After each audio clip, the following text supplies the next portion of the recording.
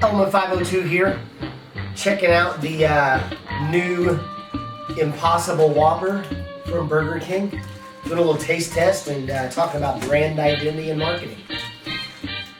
All right, let's try her into them, see what they have. I'm gonna try my regular Whopper so I remember what the Whopper tastes like. Yeah, I think it's important to me to remember what an original Whopper tastes like. So we've got a control here, being a standard Whopper. Now I can, immediately when I open the wrapper, I can smell that this is not hamburger. So that commercial that they have where they trick people into eating it, they're like, no, this is beef, man. No, I'm not an idiot. I can definitely immediately tell that this is not beef. Let me see. Yeah, it doesn't have that beefy smell. No, it smells like a plant burger, like one of those soybean. Right. Oh yeah. I was not special enough to get a Our control order was burger. They decided I really needed a plant-based burger, so they gave me two. You got 2 Whoppers. Yeah, but you don't like hamburgers, so see if you like this one better. True. Okay, so I've had a taste of my regular one. Go ahead, Ben, have a taste of his. Let's see. I don't have a regular one. Impossible. What do you think? It's not beef, but it's not as bad as some of those like veggie burger things I've had before. It reminds me of the burgers from like high school. Ooh, cafeteria burger. Yeah, that's what it reminds me of. It tastes a little over-processed in that way, yeah. Like it's just a little too flat. A little too round. And it looks like beef. It looks like a cafeteria hamburger. I'm not loving the flavor profile of it. It's a little rubbery. And it's really like the faux meat is really bland too. Like there's not any seasoning in it at all. Yeah, like they're definitely leaning on the fact that the Whopper is so many other different things, not just the beef, to flavor it. Well, and it's from the health thing, right? I mean, there's no cholesterol.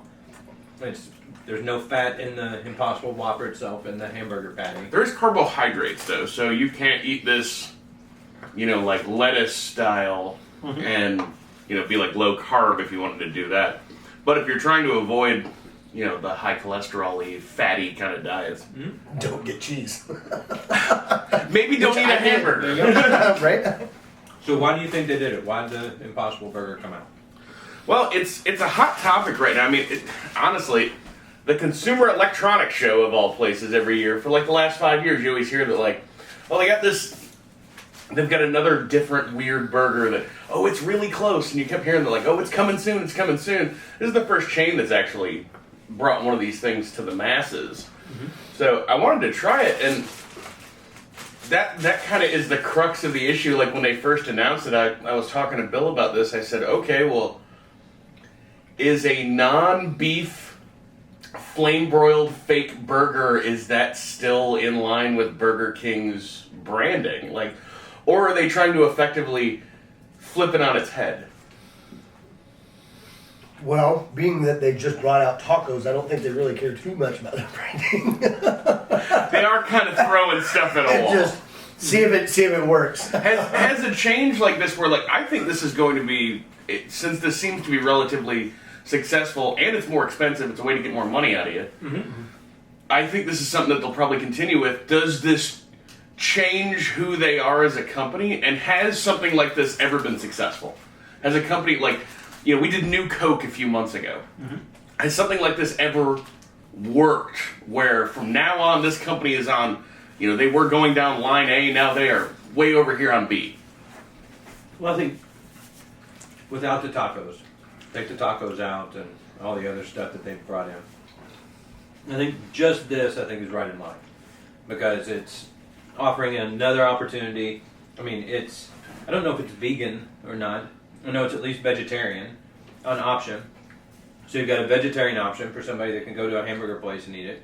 I know that you have to request special. They'll actually put it on a separate grill for you if you want to make sure that your Impossible Whopper's not cooked with the normal beef Whoppers. Which would make it vegan without cheese, right? Right. Well, So- or mayo. And without bread. Not Right. mayo, because mayo's got the eggs in it, so And the bread has that stuff in it too.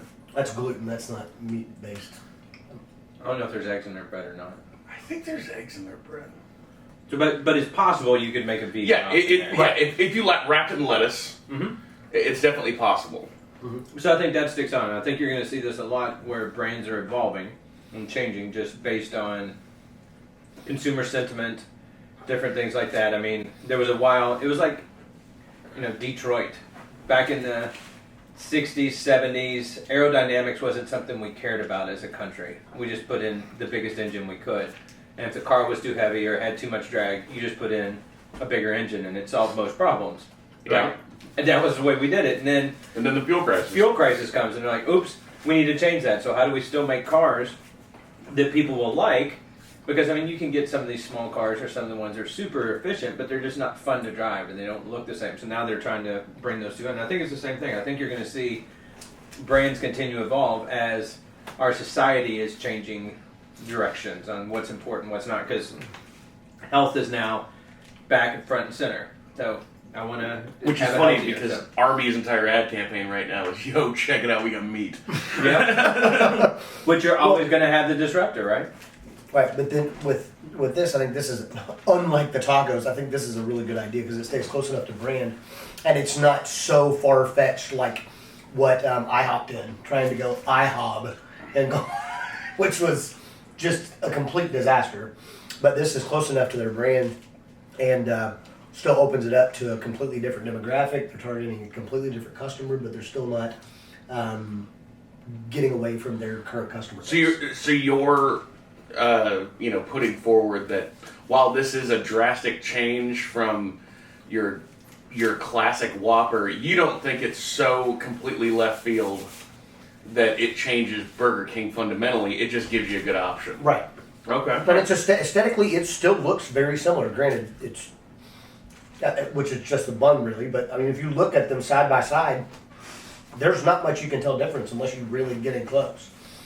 All right, real question: as traditional beef eaters, would you order one of these again? Given that there's a premium on this thing?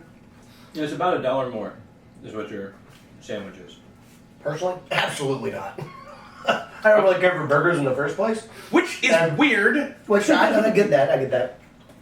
No, that being said, I like a really good burger, but on a rare occasion. I'm not a guy that'll eat a burger twice a week or anything like that. But this, like I said, from a flavor perspective, it's kind of bland. For one, for two, I'm a meat eater. I'm a carnivore. I am okay with eating meat. So why pay $1 more for something that?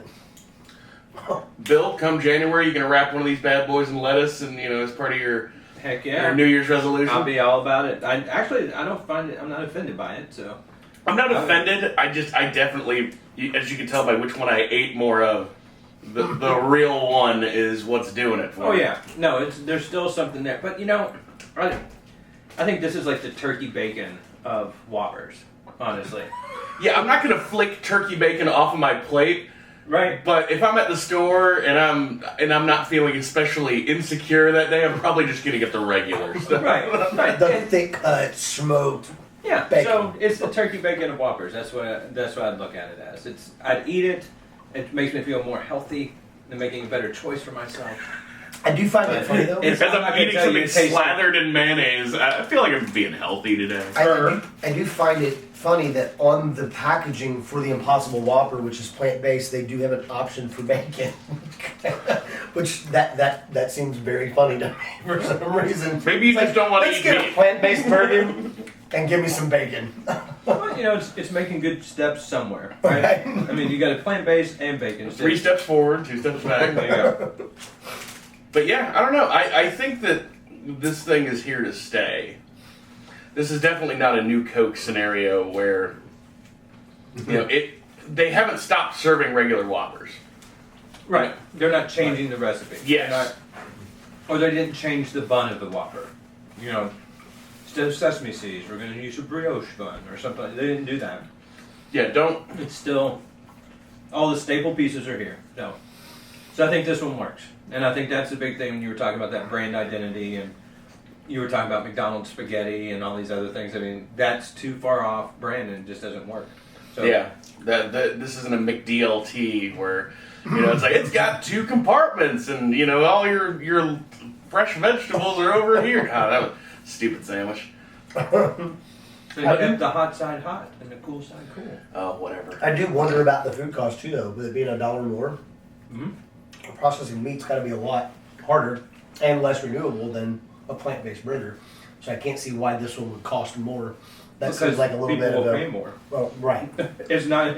I don't think it costs Burger King. It's the same thing as going to Trader Joe's or going to someplace like that and buying organic. These although things it may are not cost very as much. processed, and soy's not that cheap. And there's a heck of a lot of soy that goes in these things. Gotcha.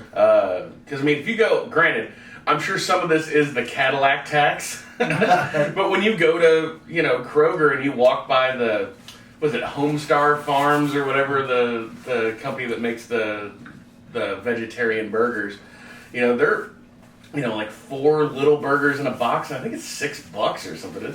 It ain't cheap. Well, So.